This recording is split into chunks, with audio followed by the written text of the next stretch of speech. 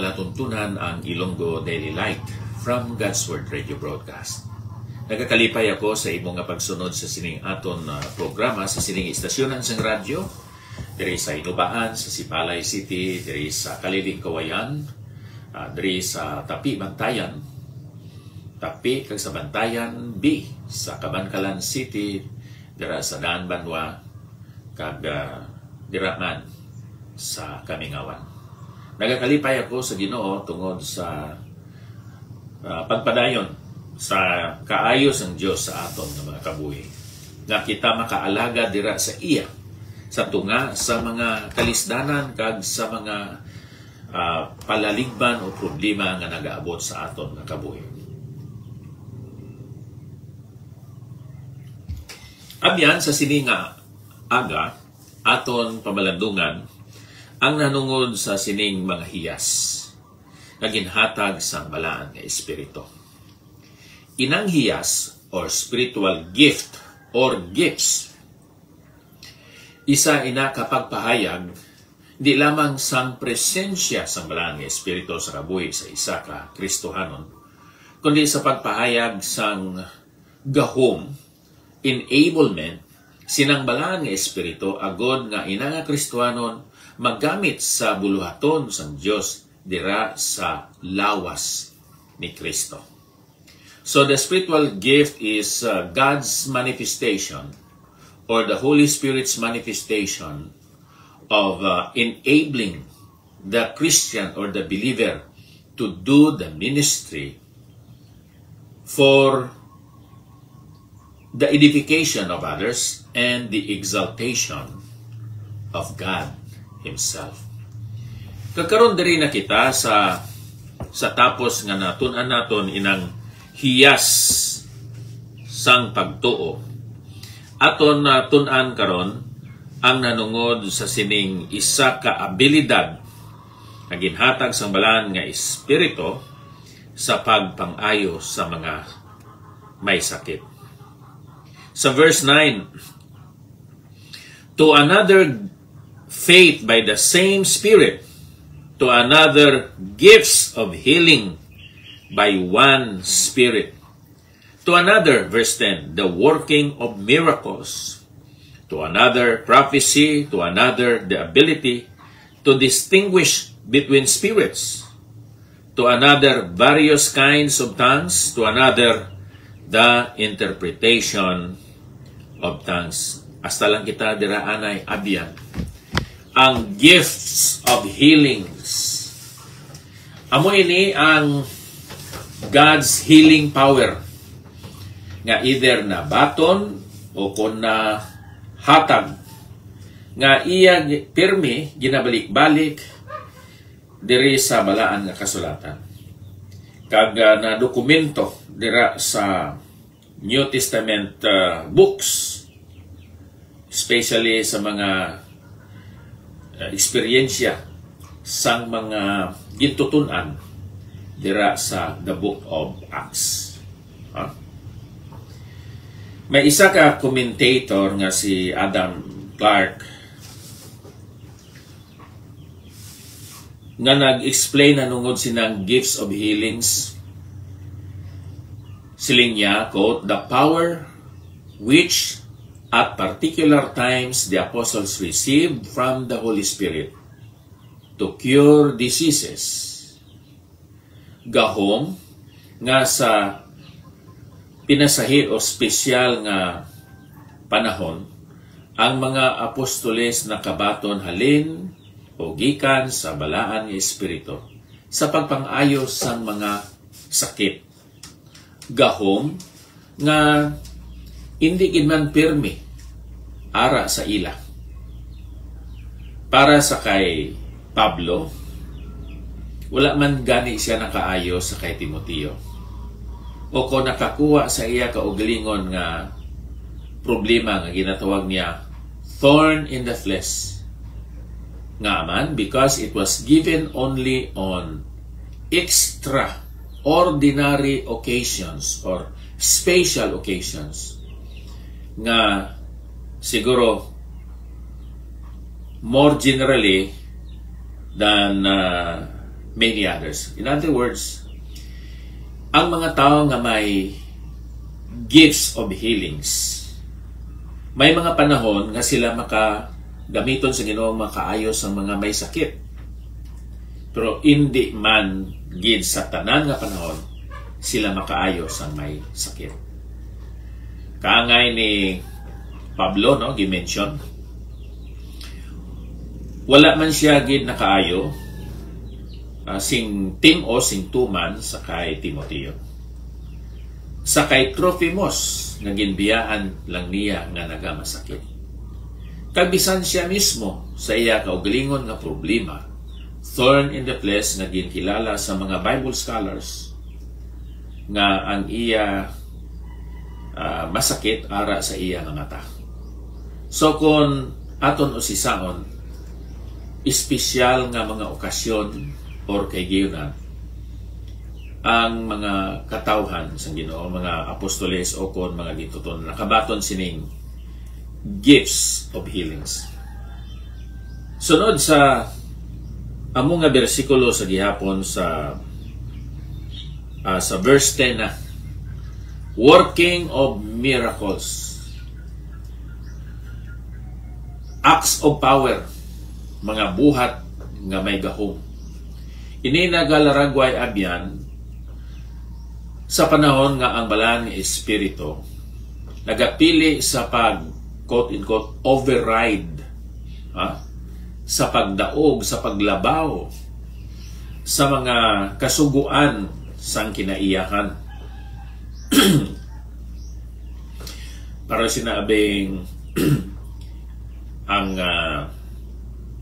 pilot na nagasakay sa aeroplano, ang law of nature nga kung ara ikaw sa ibabaw, mahulog ka gid, the law of gravity. Pero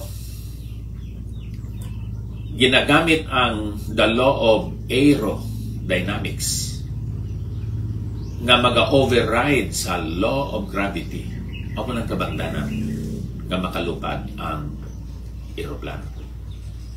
So amoy na abyan ang ginahimo sa Ginoo, gina-override niya ang iya na establisar na nga mga kasuguan sa kinaiyahan sa iya nga paghimo sa mga milagro.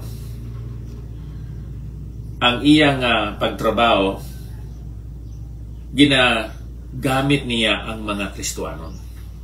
So there are believers, there are Christians who were given that privilege to demonstrate the acts of power, working of miracles. And then, gifts of healing and working of miracles naga-operate ini in conjunction with the gift of faith. So, ang isa ka tao nga ginatagan sang spiritual gift to heal others, spiritual gift to do works of miracles, may ara man na sila sinang spiritual gift, the gift of faith.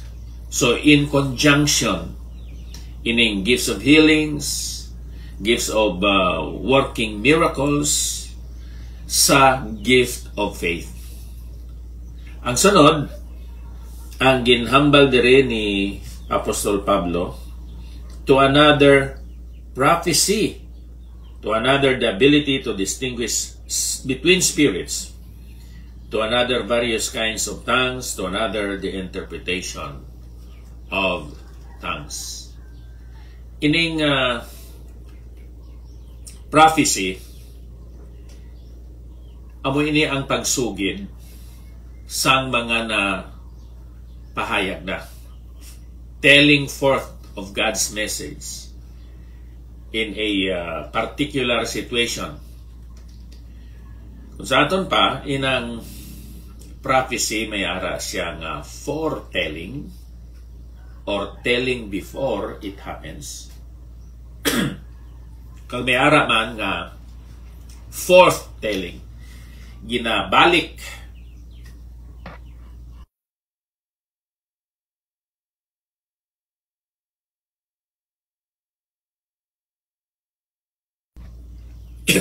excuse me, ginabalik pahayag o pagpahangop ang mga pulong nga ginpahayag na sa una pa. Foretelling. Kag foretelling. Now, kung kaisa, inibala abyan ang prophesying, no? Madamo sa mga tao nga lain ang ila paghangop sa sini. So, tungkol sina may confusion nga natabo sa mga kasimbahanan. So, in ang prophecy, this has the character of really foretelling the future. So, hindi lang ginbalik ang pagpahangop sa nagligad nga mga ginpahayag nga pulong sa Ginoo, kundi sa wala pa matabo ginpahibalo na nga daan. So, amo ina ang the gift of prophecy. Ang gift of prophecy, inabalang nakabaton ikaw sa mensahe halin sa Dios, ina sa wala pa makumpleto ang Biblia, nga ikaw ang ginpahayagan kag imo na ginsugid kag gintudlo ginwali sa kadamaan. Amoy na ang gift of prophecy. Ang gift of knowledge, nabaton nimo ang kamatuuran ina sa wala pa matapos ang Biblia kag ginsugid nimo sa isa ka tawo. That's the gift of knowledge. So amo na ang distinction abya, no? Sa sining gift of prophecy and then the gift of knowledge.